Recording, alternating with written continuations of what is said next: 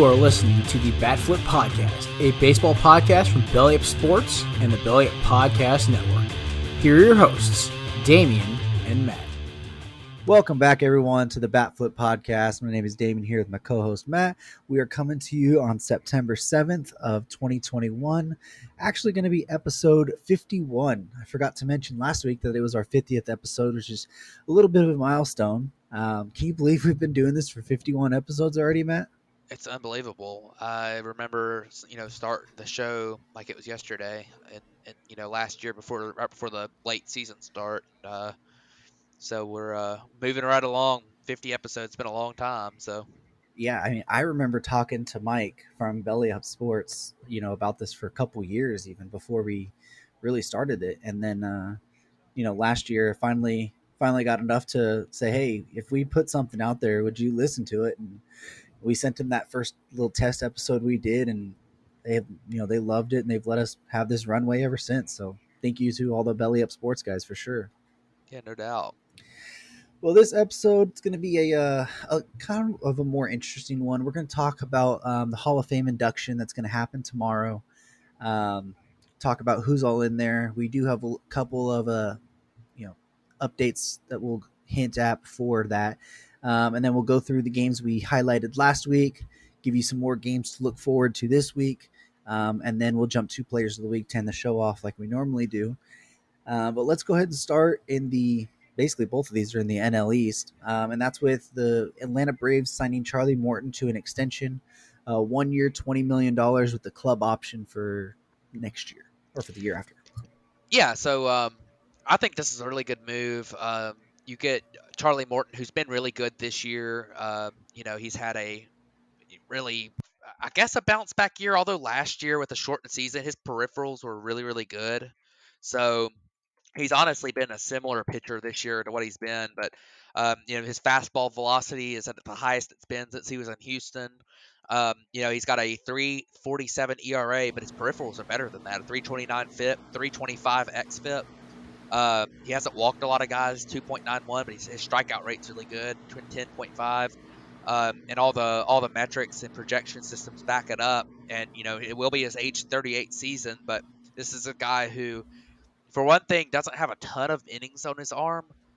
He's at 1597 for his career. So, a lot of his earlier seasons, he did deal with some injuries and stuff and didn't pitch a ton. So he's a guy who has definitely got maybe some more left in his arm, but an all-star in 2018 and 2019, one with Houston, one with Tampa Bay. And, this is a guy who has been, a really, really, really consistently good pitcher ever since he got to Houston in 2017. That was kind of the turning point of his career. And, he's put up some great numbers. And, the Braves get him back on a 1 year deal. It's of risk wise, it'll be a 1 year of risk. And then if he does really well next year, and you think you might have another, late bloomer, older veteran pitcher who's still throwing really well on your hands, the Braves can bring him back with really at the same price, but without any risk. There's no buyout on that club option. So it's really a 1 year deal for Morton, but the Braves can say, hey, we want to re-up that deal. And of course, Morton can also retire, which he had hinted at after last year, but he seems pretty happy in Atlanta. And I think he's been really good this year. So one of the better offseason signings that hadn't gotten a ton of attention too, that Charlie Morton has been. But we'll see how it works out. Great arm. He's still throwing, averaging over 95 mile per hour in his fastball, and that's not his best pitch. And at age 38 next year, if he can repeat that, that'll be some pretty good stuff. So he's definitely been as advertised this year, and then some, really. So we'll see what he does going forward. But it's a pretty good move for Atlanta, and they wrap up a veteran piece of their rotation for next year. Yeah, he's going to always be solid for, a pretty solid pitcher. And it allows them a little bit more of insurance with the uncertainty around Mike Soroka for next year. Or not around him, but what you're going to get from him next year, having basically not pitched in 2 years. So it's going to be great for that. But one thing I found interesting is that he keeps getting, basically as he gets older, he keeps getting paid more money. So he started with an average salary of 7 million in like 2014 through 16. Got that in 2017, 2018, and then when he signed with the Rays, went for 15 million. Then signed with the Braves for 15 million, and now he's signing for 20 million for the next 2 years. Like Yeah, he, it's pretty impressive, and I think he's a guy who probably just it's just hit at weird times. I mean, he started getting really good as a veteran. In fact, up until 2015, his career best season in strikeouts per nine was 7.2, which is Mhm. pretty pedestrian, definitely below average. Um, and he always ran a really high ground ball rate, but definitely below average. And then he in 2017, his first year in Houston, he was at 10. So he jumped his strikeout rate. He's never dropped below 10 other than in the short season last year when he was at 9.95 strikeouts per nine. So this is a guy who was always just a contact pitch centric pitcher, got a lot of grounders, but was never a great, you know, guy to get strikeouts and really be dominant. And then all of a sudden he went to Houston and started striking guys out. And it's funny because that's such a rare thing for a veteran pitcher. Like you're talking about his age 33 was his breakout year really. So it makes sense that for the first couple of years he was already signed on a contract that was pretty team friendly because he was not very good before that. And then teams are worried about his age as he gets getting there, but I mean he just keeps getting better and better and better. I mean he's not as good as he was in 2019 this year, but he's on pace to he's already put up his second best season if you look at wins above replacement this year in his career. So pretty impressive stuff, and he absolutely deserves a $20 million deal next year. So it is kind of weird though that it's worked out that way. I'm trying to see if I could find out if he like changed his pitch usage in those I think years. he started throwing more four seamers to go with his curveball. Did he? Let me Yeah, that cause see. that was kind of an Astros calling card back in 2017, 2018. You know That's what they what? did with Verlander, um, and that's what they did with Charlie Morton as well. They kind of copied what McCullers had done there, and that was kind of their thing. And that's what he's done. This year he's still got a really good two seamer as well, but I think he started throwing more up in the zone fastballs to pair with his curveball, and those pitches really tunneled each other really well. So Yeah, it seems like he took out the cutter some. yes, he did. And this year, really, he was throwing the cutter some at the start of the year, and he kind of quit throwing it. And that's when his season really started to take off. He had been okay for his first few weeks, but after he kind of stopped throwing the cutter as much, his season got so much. I mean, he started dominating in a lot of starts. So, Uh, he, uh, he he kind of turned eh, more to just a four seam sinker curveball. yeah, Right which around then, which is which he's done. He's done well with it. So I'm yeah. not going to argue with him. No, not at all. It's just interesting to see that, kind of how it took off at that point.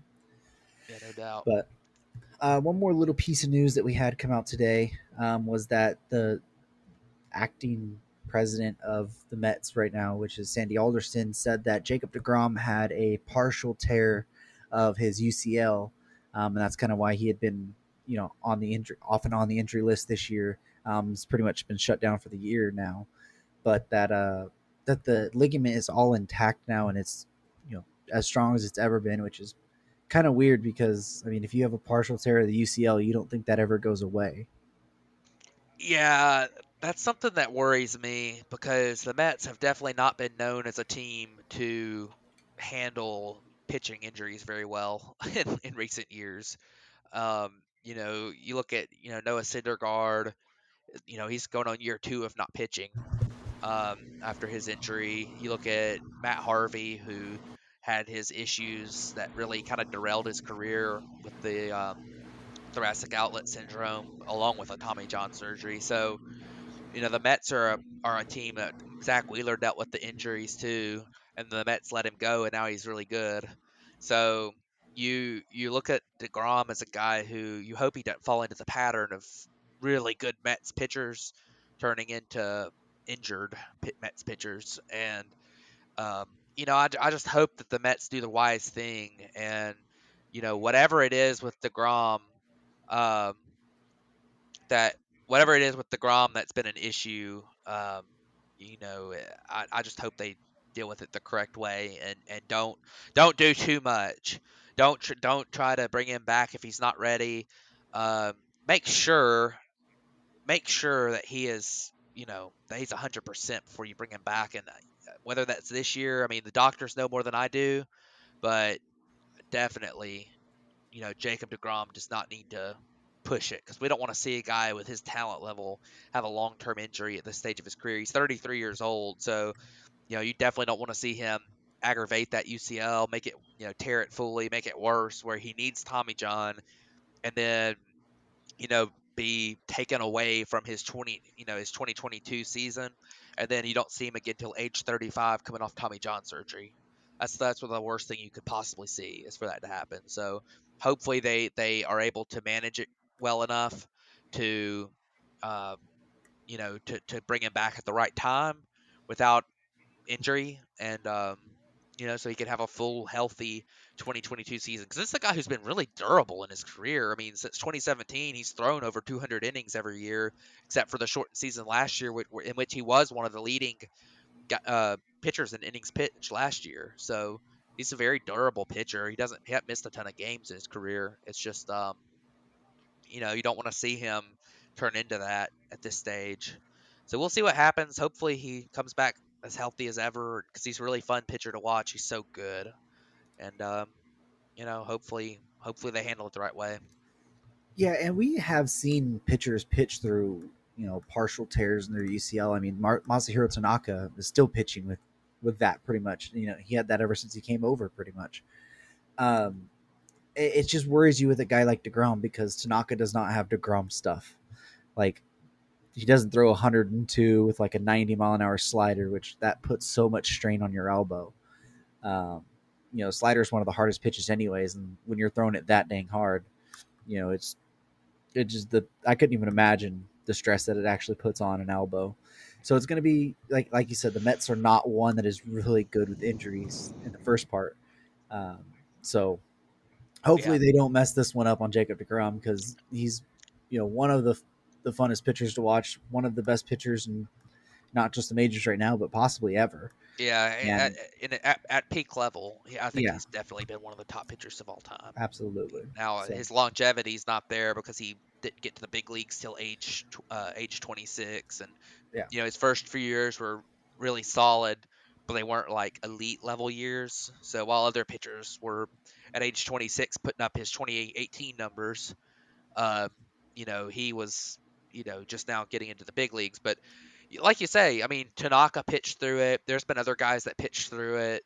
Um, but you've also got guys like you could just be delaying the inevitable too. I mean, you got Shohei Ohtani tried to pitch through it, and it cost him an extra year probably trying to pitch through it. So, um, you look at Tyler Glasnow, and he ended up having to wait a lot of extra time for his Tommy John surgery, trying to come back, and now he's going to miss all of next year instead of most of next year. So it's just one of those things that you know you gotta you gotta make sure you handle it the right way. And if Tommy John surgery is going to end up having to happen, then go ahead and do it. I mean, don't waste any more time. But if it's not, if you feel pretty confident in it, I mean, you know, make sure you've got enough rest, and make sure it's ramped back up properly, and then put him in there. The worst thing you can possibly do is, try to ramp him up really, really fast to try to get him ready to get you to the playoffs this year.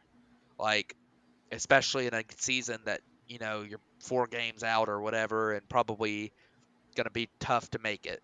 So no, they've we'll pretty see. much committed to him already being shut down. Yeah. So we'll see what happens. I mean, um, like I say, hopefully he's healthy, fully healthy when he pitches again, and hopefully that's next year. Hopefully he doesn't need Tommy John surgery. I'm hopeful on that. So the way things have sounded for sure. Yeah, absolutely. But this is also the Mets we're talking about, so they'll find some way to mess it up, Oh unfortunately. yeah, no doubt. But let's go ahead and move on to kind of what we're going to spend the bulk of the show really talking about. And that's the Hall of Fame induction ceremony that's going to take place tomorrow as we're recording this, which would be Wednesday, September 8th. I believe it's going to start at 1:30 Eastern time. It might be 1:30 Pacific time. I'm not sure on that exactly, but we do have 4 inductees this year: 2 by the writers, and then 2 by the Veterans Committee. And sorry, I just completely lost my train of thought. This is also all the 2020 class, so nobody was voted in 2021. So our first induction that we have is probably the most well-known player, and that's going to be Derek Jeter. Is getting inducted in on his first time on the ballot. Yeah, so Derek Jeter. Here's the deal. I can't believe we're about to go down this road. We know when we talk about Derek Jeter, he's very polarizing in the modern day baseball community. We are Um, about to get a lot of subscribers unsubscribing after this one. yeah, or more people subscribing when they hear us once. So, but anyways, Derek Jeter. Let me say this about him. There's some people who act like he's the greatest player of all time or something, the best shortstop ever, whatever. He's not. He's nowhere near that. But people who act like he's also he's one of the most overrated players of our generation. But at the same time, he's really good. That doesn't mean saying he's overrated doesn't mean he wasn't very good.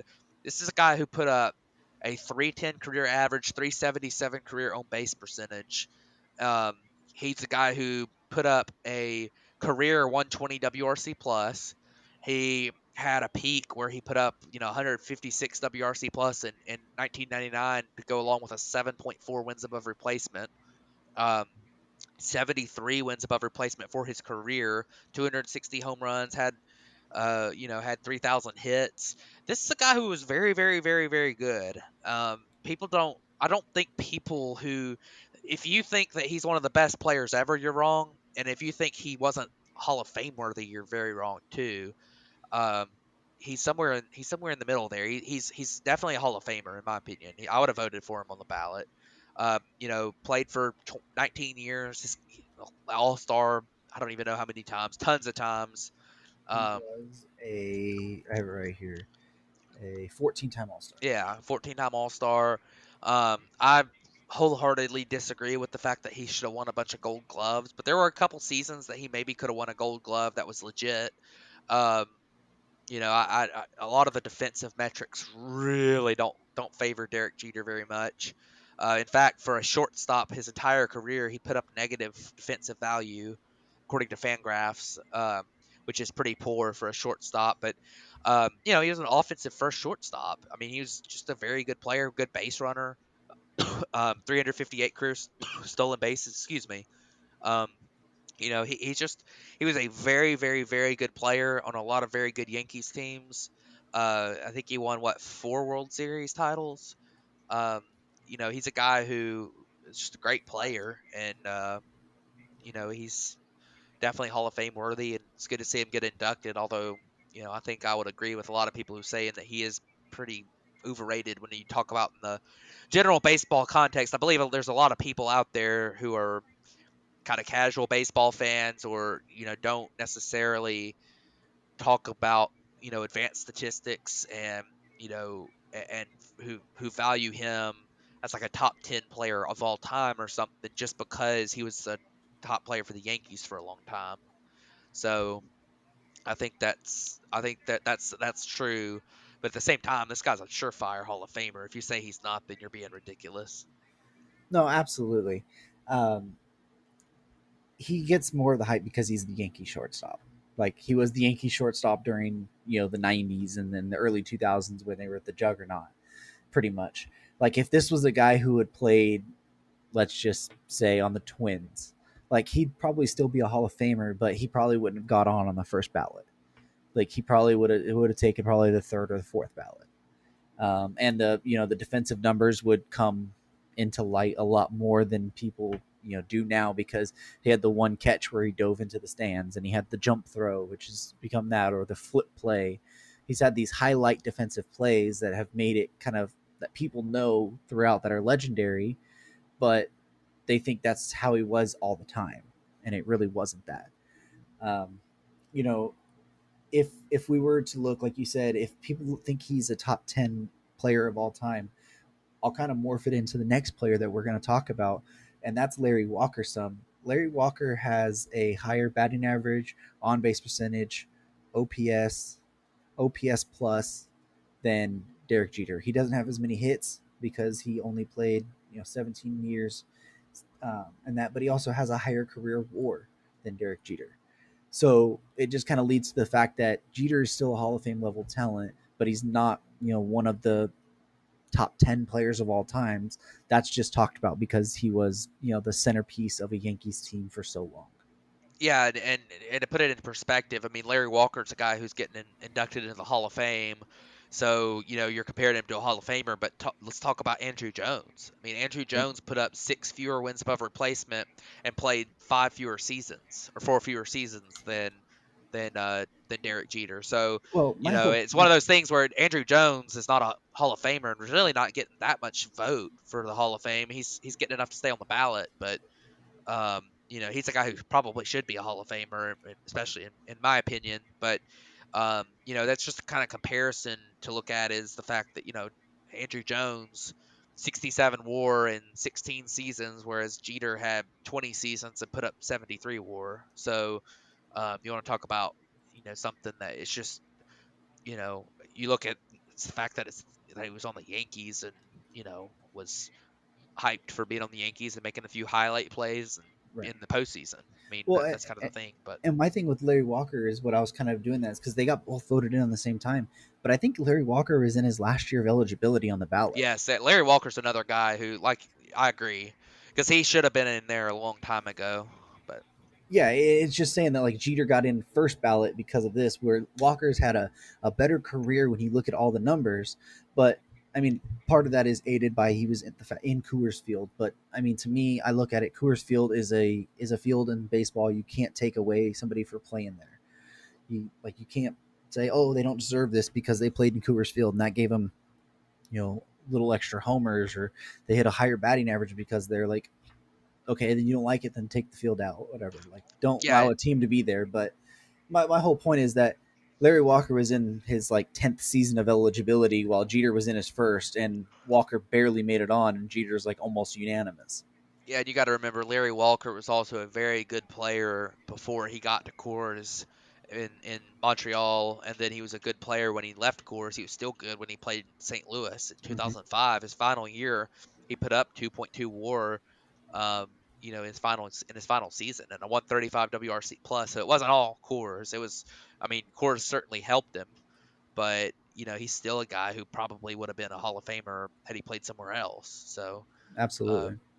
definitely guy. And leading into Larry Walker, a guy who hit 383 home runs, um, had a career 313 average, and he's a guy who was a fantastic defensive outfielder too, and not necessarily playing center field all the time. So he still put up positive value for his career in the outfield, and despite age 37, age 38 seasons having that big drop off there in his defensive value.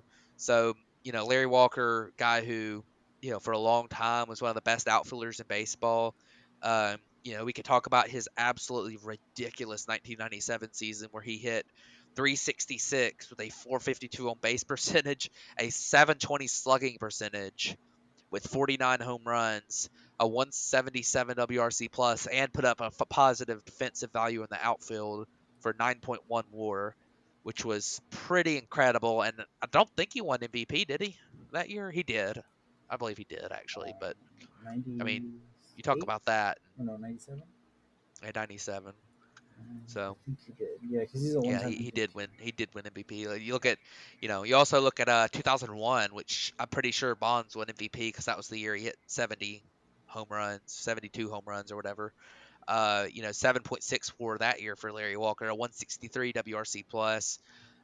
This guy was this guy was pretty insanely good and always ran a pretty low strikeout rate, walked a lot, did everything as a hitter that you want to have him do. I mean, just everything. 230 career stolen bases. He wasn't just the power guy; he was the speed guy too. Um, Heck, just an all around great player. I think one of his best accomplishments is winning 5 Gold Gloves in Coors in that Oh outfield. yeah, that's so hard. Like, That's such a hard place to play defense because it's so massive. Yeah, so massive. The ball flies. I mean, everything. And he won 5 Gold Gloves there alone. I mean, he had already been a Gold Glove caliber defender, winning 2 in Montreal, but to win 5 Gold Gloves, and he did it in, I think, what, 6 seasons? Yeah, because the only year he didn't win it was in 2000. He went 97, 98, 99, 01, and 02. So 5 Gold Gloves in 6 seasons in a place like Coors is absolutely insane as well. No doubt at all. Well, we'll move on to probably one of our lesser known players. I mean, I hadn't heard much about him until the Veterans Committee had you know, voted him in. And the Veterans Committee, for people that don't know, it's basically a second chance for some players, but it's a much smaller group. So it's 16 voters, and you must show up on 75% of the ballot to get voted in. And these next two people, not players, because one of them is not, um, have were voted in per that committee. This player is Ted Simmons. He's mostly known as a catcher. Did play some other like first base, third base, but mostly known for his time in St. Louis. Spent 13 years in St. Louis of his 21-year career. Yeah, Ted Simmons was a good player. Honestly, a player that I don't know all that much about. He's a guy who was, long before my time. But going back and looking at some of his numbers, he's borderline deserving for the Hall of Fame when it comes to your typical statistics. Playing catcher definitely helps him because there's just not all that many catchers in the Hall of Fame. But he's a guy who put up a career 54 wins above replacement. Um, an offensive catcher put up 116 WRC plus as a catcher, which is really impressive. Um, catcher, especially in those days, not necessarily known as a position that you put up a really good stat lines at. So nowadays you do get some more catchers put up pretty good numbers, but he's a guy who put up those numbers in a day where you typically just don't get that many great catchers at the plate, at least. Um, number 13 all time in wins above replacement for catcher, so he's top 15 catcher all time according to that metric. Um, he did play a lot more games than many of the guys above him, and some of the guys above him are like a Brian McCann or a Russell Martin, who probably aren't going to get into the Hall of Fame, if at all. And Buster Posey's also up there, who's an active player, but I feel pretty sure he will be in the Hall of Fame. Absolutely. So, he's definitely a guy who, a spectacular player, long term, great, long time good catcher. Yadier Molina is also slightly above him in the, when it comes to um, wins above replacement, Fangraphs wins above replacement. So, but just a really good really good catcher, really good player. And it's cool to see him at 72 years old finally get the opportunity to be in the Hall of Fame. So that's a pretty cool thing to see. You know, and he's a guy who definitely had some great accomplishments in the big leagues, and you know, had a great career. Broke into the big leagues at age 18. Yeah. It's pretty crazy. Yeah, it absolutely is. And like you said, this is a guy who started playing in 1968 and ended playing in 1988. So there's very little that we would ever even be able to find about him playing that day. So we just kind of have to go off the statistics.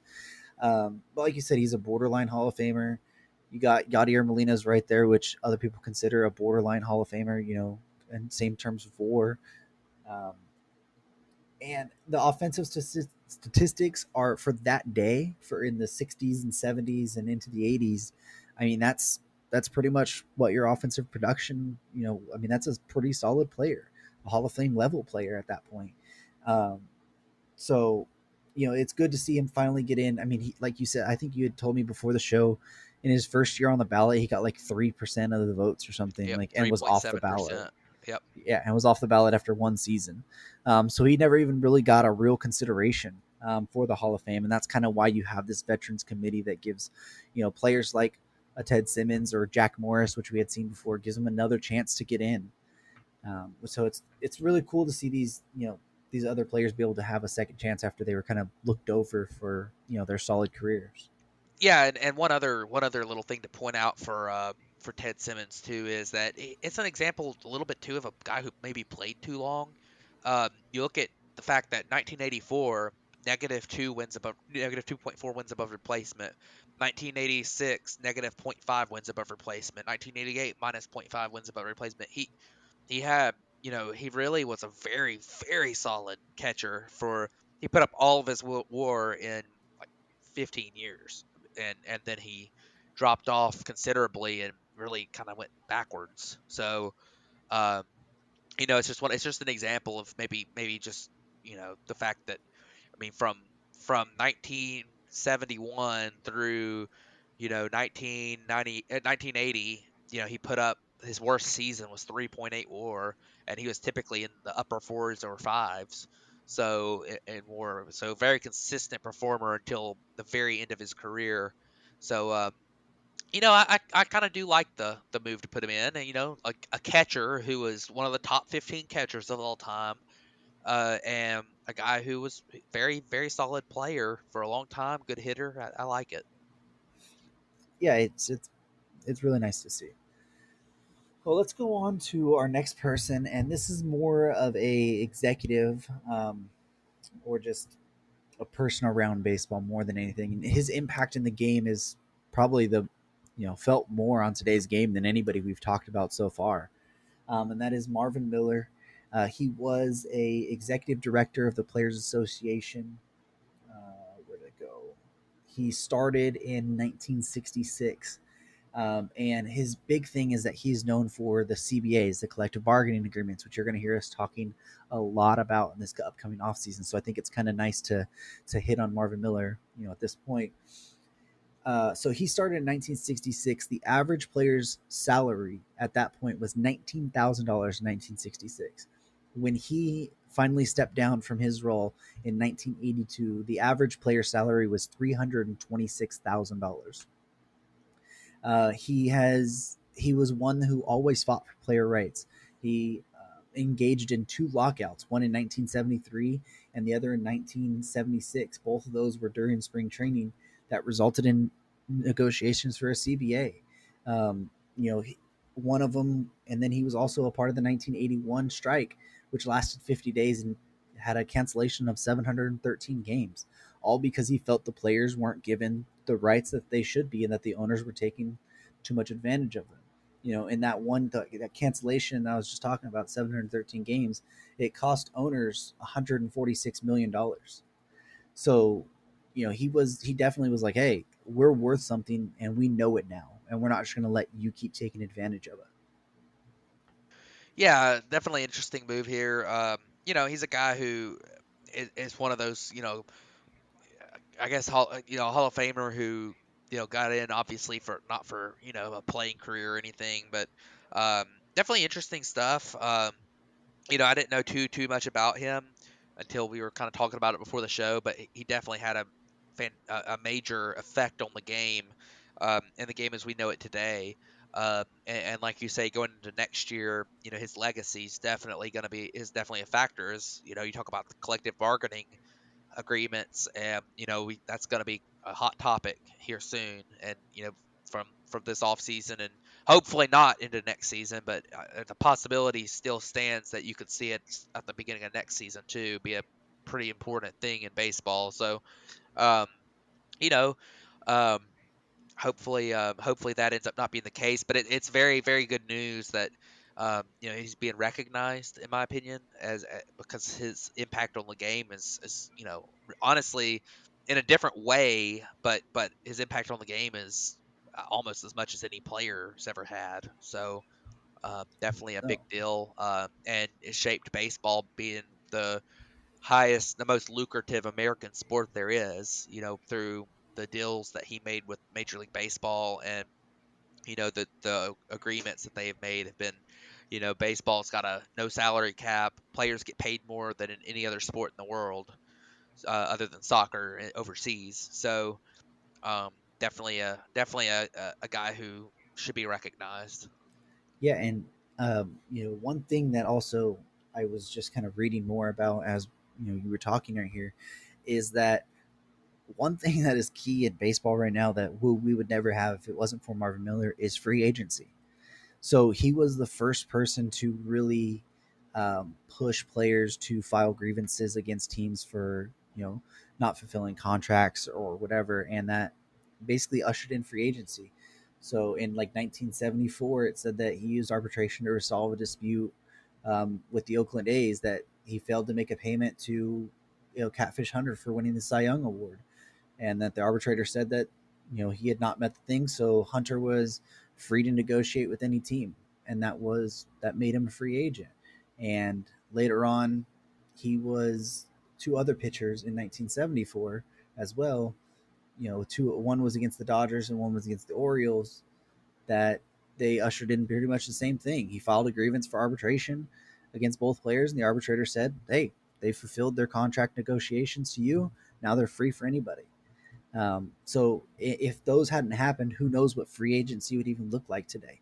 If Marvin Miller wasn't a guy who pushed players to go against teams and put their value out there. Yeah, no doubt. So pretty cool stuff there. Interesting. I didn't know too much about Marvin Miller until tonight, so definitely somebody I should know about. And I'm glad to have learned about him. And you know, all these other guys, these players, huge congrats to them. Being in the Hall of Fame in baseball is just such a huge accomplishment. Um, it's such a select group compared to other sports, which seemingly every star player ever gets in. Baseball's different. It's very difficult to make the Hall of Fame. You have tons of players who have at times in their career been the best player in the sport who aren't in the Hall of Fame. So it's very it's very very very rewarding to be in that Hall of Fame, and these players should feel great about their accomplishments, and it's just a really cool thing. So Yeah, very much so. As much flack as we give Hall of Fame voting, throughout the years and stuff, and you'll probably hear more of our rants on that eventually. But it is a select few that get in there, and when you do, it's definitely an accomplishment and something to be praised about. So, but let's move on. We'll look back at the games that we kind of had highlighted this past week as big series to look out for. Let's start with the Brewers and Giants, which was for 4 games, and Milwaukee ended up taking 3 of the 4. I believe that was in San Francisco. You had the Braves and the Dodgers for 3 in Los Angeles. The Dodgers took all 3 of those. The Red Sox and Rays played 4 games. They split that series 2-2. Then we had the Dodgers and Giants this weekend in San Francisco, where San Francisco won 2 of those 3. And then the Padres and Astros for 3, where San Diego took 2 out of 3. yeah, so interesting stuff this past week. Lots of good games. The Braves Dodgers series, I think the all 3 games were decided by fewer than 2 runs, or 2 runs or fewer. By, by meaning that, but those were all interesting games. You look at the Brewers and Giants, 2 of the best teams. I think the 2 best records outside of the Dodgers in the National League there, and very interesting stuff. Both those teams, you know, right there in the thick of things. The Brewers winning 3 of 4 really helped the Dodgers catch up, made that weekend series even more important with the Giants, in which the Giants took 2 out of 3 in a very entertaining series. That was really the series of the week. As you had, both Friday and Sunday's games were very good. Sunday's game featured on Sunday Night Baseball. Saturday, the Dodgers won by several runs, but the Giants continue to find a way to win close games, and they took by winning that series, they took a 1-game lead um, into the start of this week. So, in which they play the Rockies, and then you've also look at the Rays and the Red Sox, and they split that series. I'm a little surprised the Red Sox were able to win 2 against the Rays at the current state of their team. Lots of COVID issues there, and that's not a good thing, but they're hanging in there, and it's extremely important for them to win a couple games against one of the best teams in the league. So that was very very important, because they're just barely hanging on to that wild card spot right now. Yeah, and like you said, they're barely holding on, and the Rays are tied for the best record in baseball pretty much. They're right there with the Giants and Dodgers. I believe the only reason the Giants are ahead of them is because they have one less loss as of right now, at least.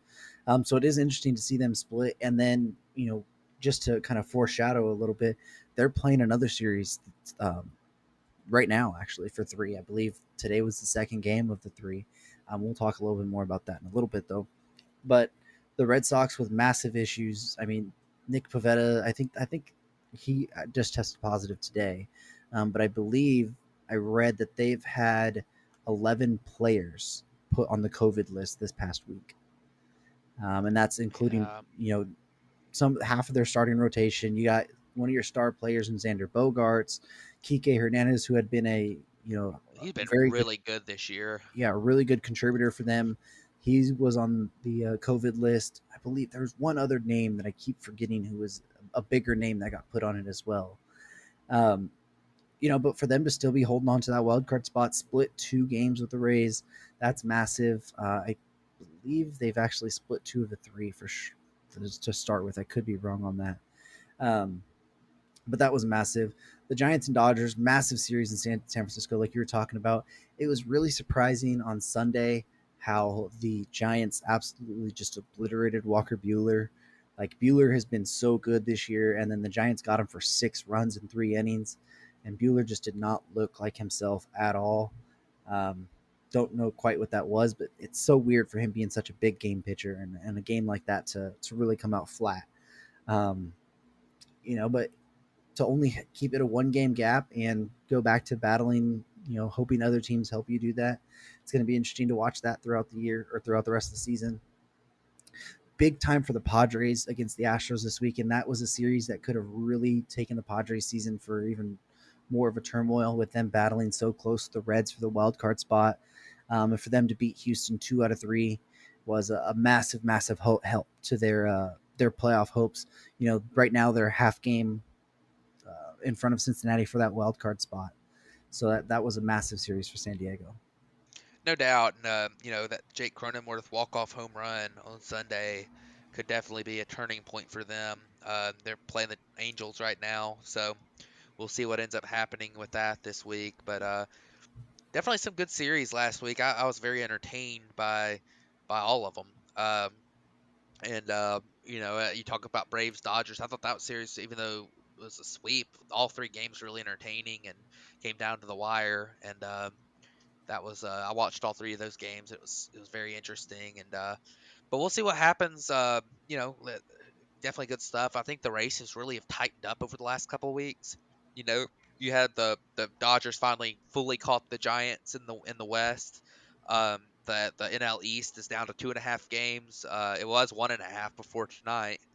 Um, and then you look at the wild card races. Cincinnati is only a half game behind San Diego, and then in the American League, Toronto's really come up. So to go along with Seattle and Oakland are all within 3 games of Boston, who obviously, like we've talked about, is dealing with those COVID issues. You never know what might happen there. So lots of interesting stuff going on right now, and these races just tightening right up.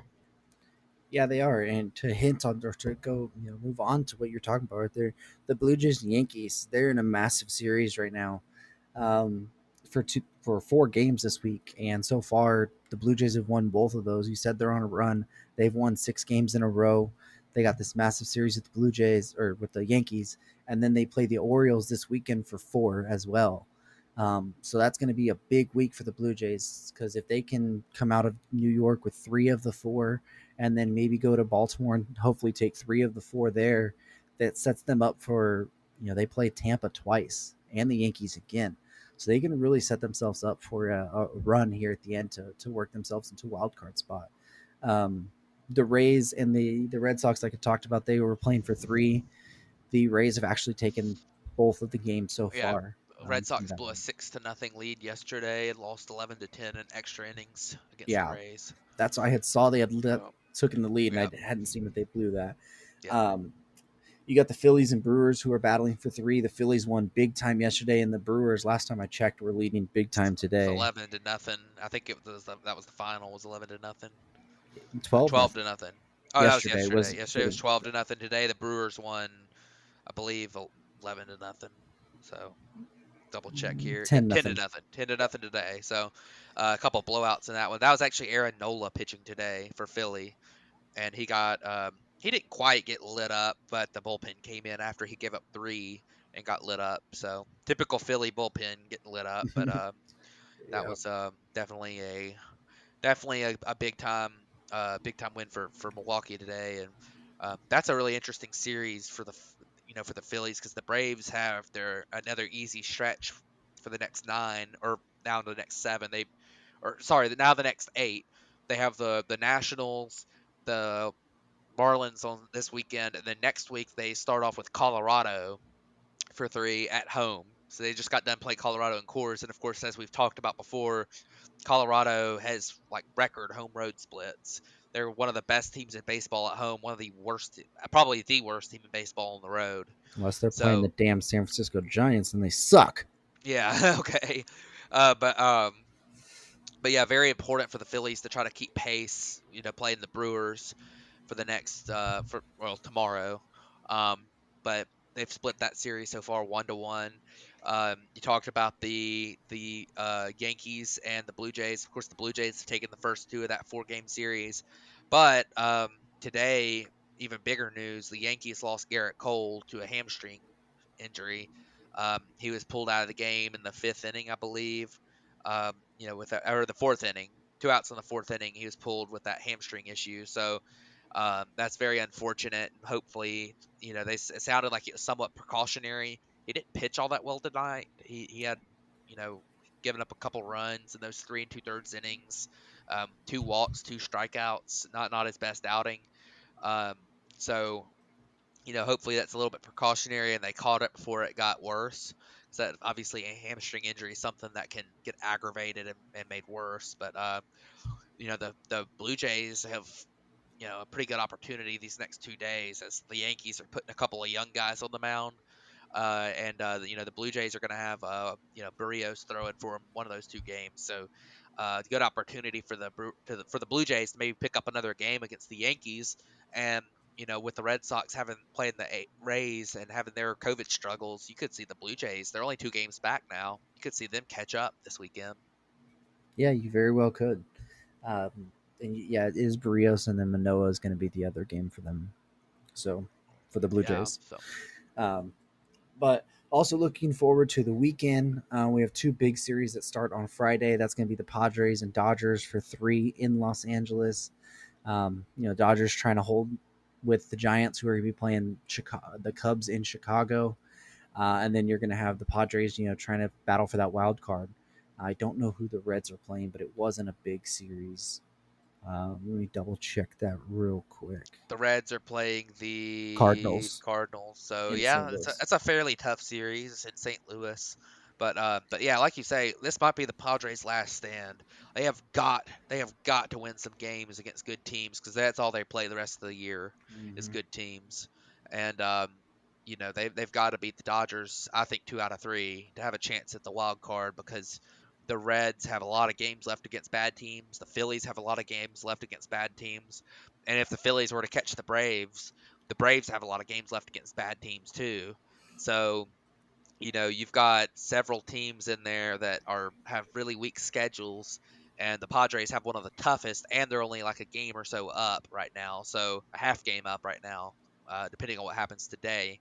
So, with their game in progress, but very difficult. And the Padres have got to find a way to win a couple games in LA this weekend, or they might be in real trouble and falling behind. As right now, a lot of the odds, um, playoff odds, projections have the Padres being out, which for for most of the season was kind of thought as a hard to believe, but they're given the Reds have the highest wild card chance right now. Outside of the Padres. So Yeah, and then on the weekend we're also going to have the Battle of the Sox, seeing who's going to be better, the Red Sox or the White Sox. That's going to be for 3, and it's going to be big for Boston, who we talked about before is right there on the cusp of a wild card. Um, spot, so they're going to have to take at least 2 of 3 from the White Sox this weekend. Yeah, and that's one of those you talk about. The Red Sox do still have a very good, very good chance to make the playoffs. Their odds are high, but still very tough to. It's not 100% anymore. You were kind of thinking they were a shoe in for a while there, and with their struggles, their players being out with COVID, the Blue Jays could very well catch them. So we'll see what happens there. It'll be very interesting to see if the Blue Jays can do it because they have to stay hot, but their strength of schedule not super high. The Red Sox have a pretty weak schedule remaining as well, but I mean the Blue Jays have been the team that's been playing so well lately, and they do have to catch them though. So it'll be interesting to see what happens there. Absolutely. Well, those are the series to watch out for. That's happening now and through the weekend, and we'll be sure to update you guys on those next week. But let's move over to players of the week and then wrap this show up. So, who do you have for your hitter of the week? So my hitter of the week is going to be Frank Schwindel from the Cubs. He is the replacement for Anthony Rizzo, and he has been, well, to put it lightly, like insanely good. And I'll talk about his stats on on the season here in a minute, but he has put up a 165 WRC plus this year. In 40. Wait, how many games has it been? It looks like 41 games. He's put up that stat line. Um, he was with Oakland to start the season. He was part of the trade of Andrew Chafin to the Oakland A's, and just that's that's some pretty dang good numbers right there for his season so far. Um, you look at his last week or so of play, and it's been very good as well. He's put up, I believe it's 5 home runs in the last week. Um, put up a super high batting average, doing some good things. He was actually named the National League Player of the Week today. For by MLB.com or whoever. Just an insanely good week for him. 5 home runs. Like I said, insane batting average, 467 average, 283 WRC plus. He's put up .8 WAR this week alone. So Frank Schwindel has been, as good as you could have hoped for a guy who's not necessarily a high rated prospect. And like I said, on the season, 1.5 WAR in just 41 games.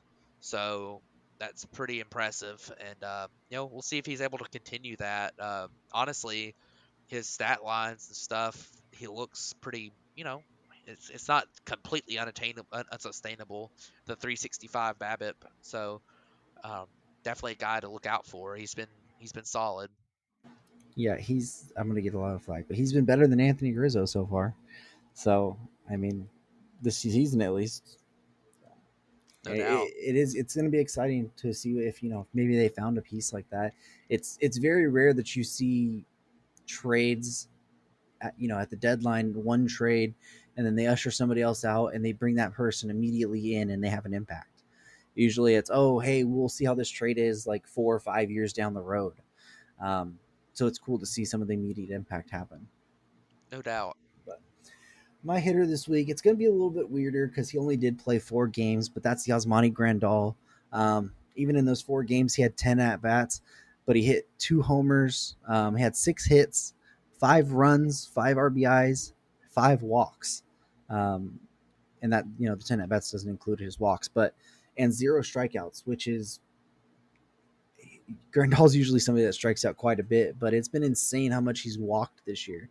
Like, I know we talked about him around the All-Star game, how he had like a 159 batting average or something like that, but was almost close to a 400 on base percentage.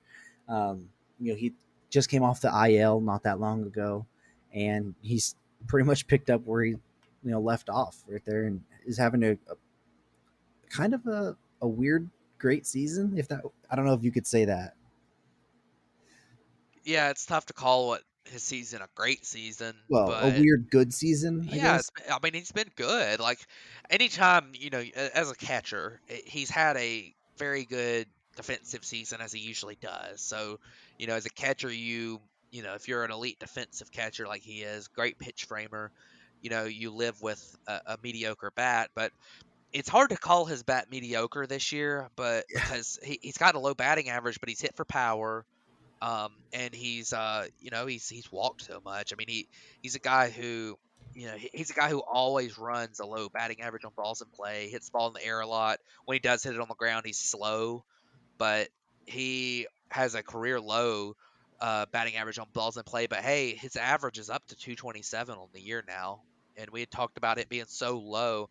He has a 160 WRC plus on the season. So, um, I mean, 24% walk rate. His strikeout rate's way down from last year. His biggest problem's just been the lack of games, being on that IL for so long.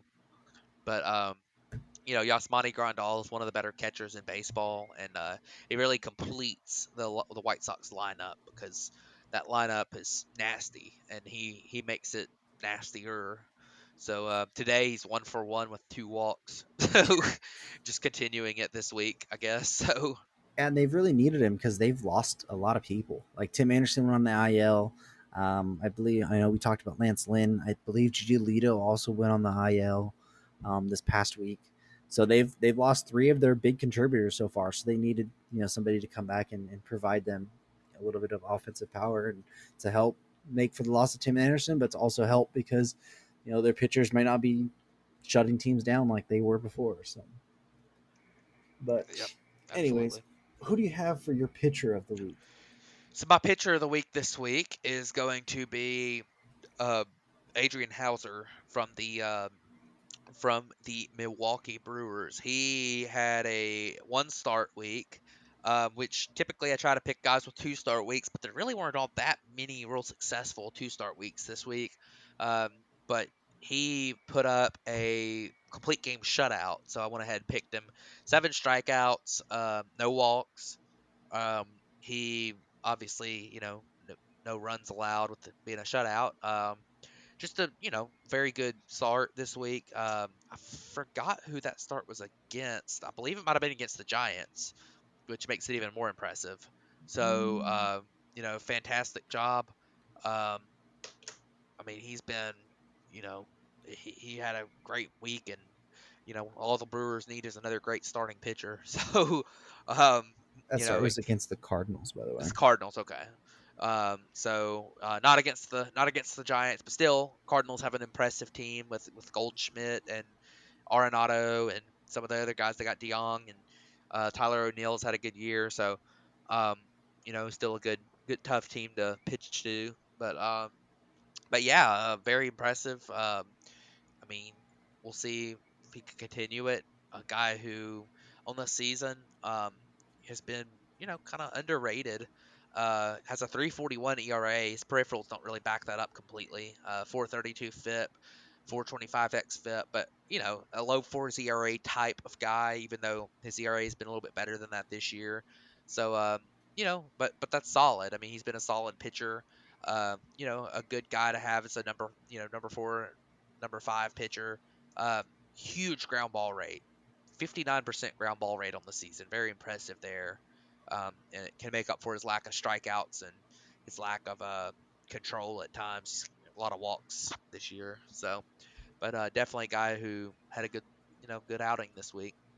Yeah, and definitely that ground ball rate in Milwaukee is a massive thing, as that's such a hitter's ballpark. So that's a big thing. If he can be half of that, and like you said, if he can be a 4 ERA guy, that's just insane to go along with what they have at those top three with Peralta, Burns, and Woodruff. Um, would make No it doubt. really hard to face in the playoffs for sure. But my pitcher this week, I went with a little bit of a homer pick, but I think if I wouldn't have picked him, you would have. And that's Max Scherzer. Was absolutely insane this week. He had a good game against the Braves where he actually got pulled in 6 innings because he had a tight hamstring with like 76 pitches, was shutting him out. I believe he had 8 Ks in that time. Am I wrong? I don't remember. 7 or 8 Ks or He something was like he that. was definitely pitching a gem of a game. Yeah, and it was really odd that he got pulled. I think they actually like lost the lead they had, and then the Dodgers came They back. did.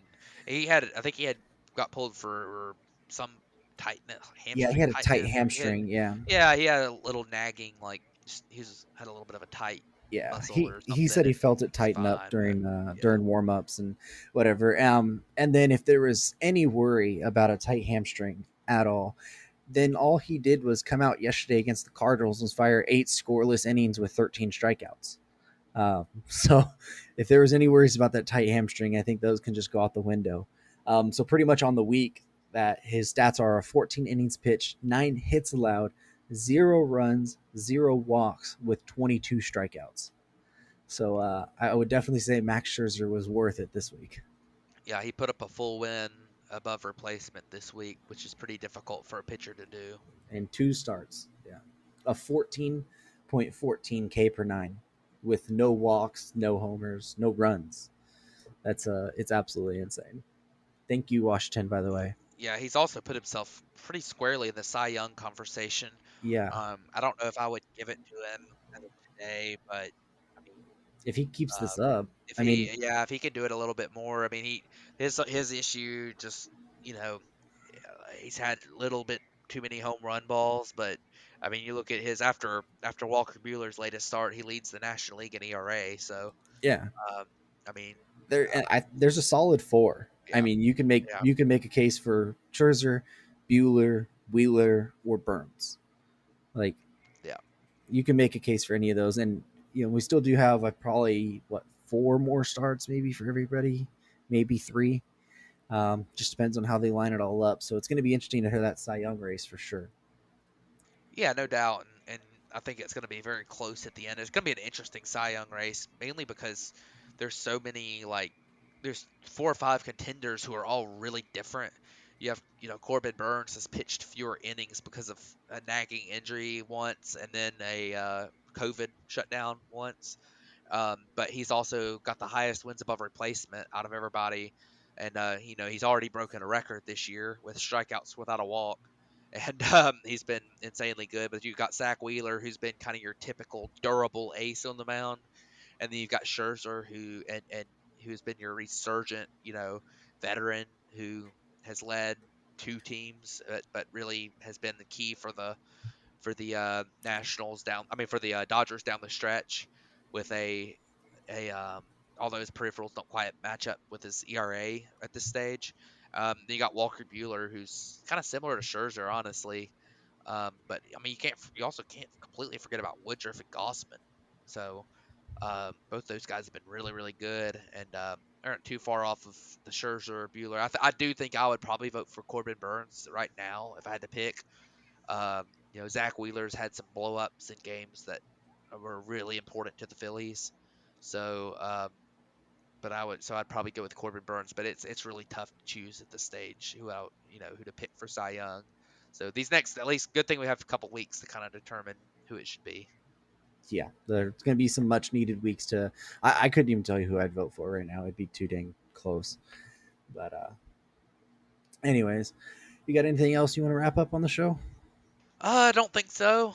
Just a few weeks left here in the season. I believe I saw where there's maybe 5 series left for each team, so about 15 games, 20 games, something like that. So we don't have too much longer left, and I think we'll probably start to get teams clinching fairly soon. I don't know exactly when, what the deal is. That Milwaukee's got an 11 game lead. Um, Cleveland or Chicago White Sox have a 10.5 game lead. Tampa Bay's got a 9.5 game lead. So I don't know what these magic numbers are at this stage, but it definitely could be. I think it's somewhat soon. You could start to maybe see some teams clinch. Maybe in a week or so. I'm not 100% sure what the number is, but anyways, very interesting. Um, I think it's going to come right down to the wire for a lot of these divisions, and um, we'll see what happens. It's gonna be very interesting, especially in the NL West, the NL East, and the AL and NL wild cards are all the really big time interesting divisions right now. So interesting to see what happens. Yeah, it's going to be really interesting to see how the these last 3 or 4 weeks unfold for sure. But thank you guys for listening to us blabble for another hour of your lives. So we'll make sure to keep you guys apprised of what happens with these big series. And I'll try and see if I could find some of the magic numbers and let you guys know next week for sure. But thank you guys for tuning in this episode of the Batflip Podcast, and we'll catch you guys next week. Thanks, everybody.